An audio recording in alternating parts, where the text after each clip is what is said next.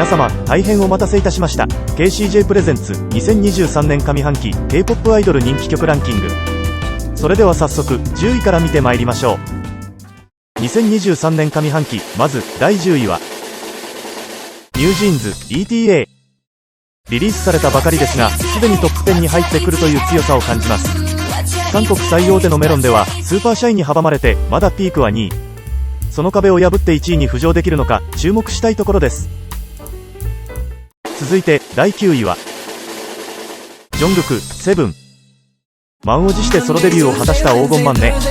韓国のみならず Spotify グローバルや米ビルボード HOT100 で1位を記録するなど世界中でヒットを記録しています。さあ第8位はルセラフィムアンフォーギブン。ついにメロントップ100で念願の1位を達成したルセラ。ユニリスも2作連続で40万超え、音源強者であることを確定させました。まだまだいきます。2023年第7位はジスフラワー。ブルピン最後のソロデビューとなったジスですが、各チャートでピーク2位を記録し大ヒット。ピークユニリスはルセラより低いもののトップ10入りした時間が長かったこと、ユニリスが200万を超えるまでの時間が短かったことから7位としました。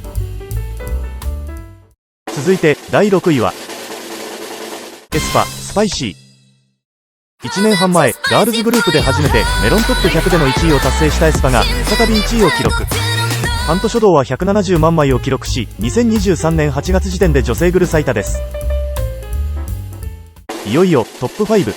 まず第5位はニュージーンズオーマイガー。2023年の始まりを彩った楽曲。2022年末にリリースされたビットに完全に押される形になりましたが、それでもロングランを記録。ユニリスは2023年の楽曲で唯一300万を超えています。それでは第4位の発表に参りましょう。なんと連続でニュージーンズスーパーシャイ。金曜リリースにもかかわらず初日の間にトップ3に入ったこの曲。2作連続でのパックを達成しただけでなく、ユニリスも結局48万まで増加。デビューからまだ1年ですが、金曜昼間のカムバでもしっかりと結果を残すニュージです。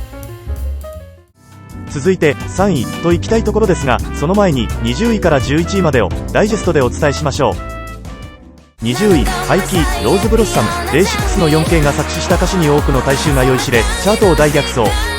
19位エンミックスロンミライクディス。ミックスポップの大衆化に挑んだエンミ、見事自身初となるメロンでのトップ10入りに成功した。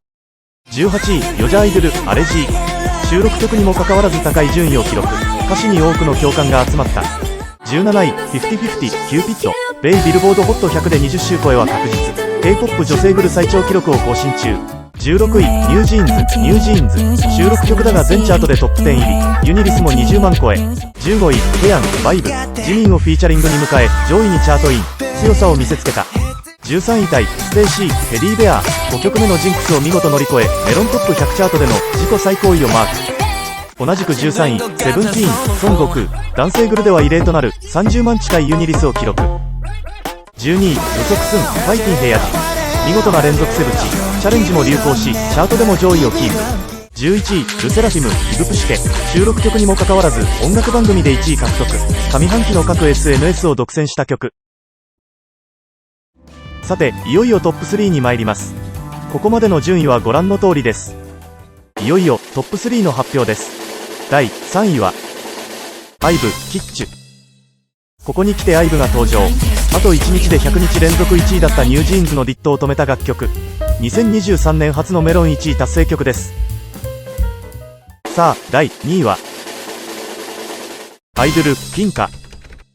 ポストコーラスの振り付けかなり流行りました。ユニリスも圧巻の50万超え。3作連続のパックはアイブ以来女性グル3組目の快挙でした。